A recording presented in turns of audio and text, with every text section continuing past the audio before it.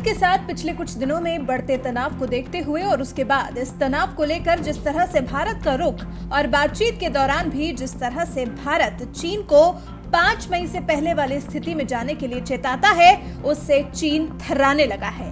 और इसीलिए चीन ने भारत से लगने वाले तिब्बत की सीमा पर एक उड़ता अस्पताल तैनात किया है। उड़ता अस्पताल, जिसकी मदद से चीन अपने घायल सैनिकों को हजारों किलोमीटर की दूरी पर स्थित अस्पतालों तक पहुंचा पाएगा।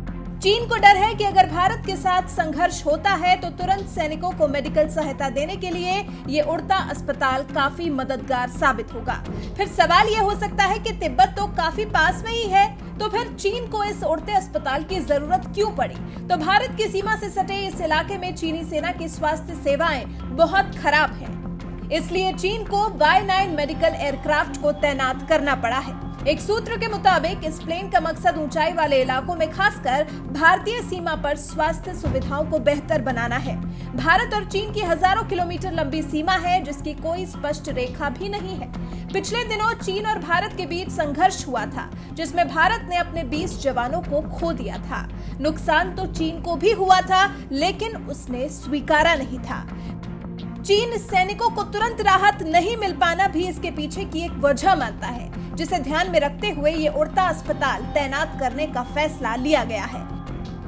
इसकी खासियतों के बारे में बात करें तो Y9 उड़ता अस्पताल गंभीर रूप से घायल सैनिकों की जान बचाने में बेहद मददगार साबित होगा।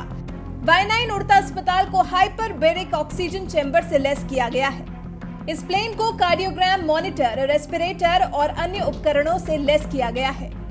चीन इस इलाके में मौजूद अपने सभी अस्पतालों को मजबूत बनाने की जुगत में लगा है।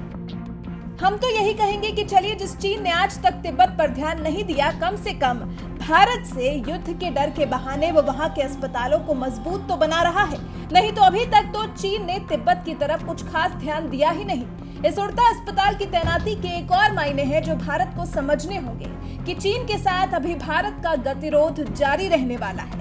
चीन अभी पीछे खिसकने के मूड में नहीं है और जब तक चीन पीछे नहीं होगा तब तक भारत और चीन के बीच में LAC को लेकर विवाद जारी रहेगा।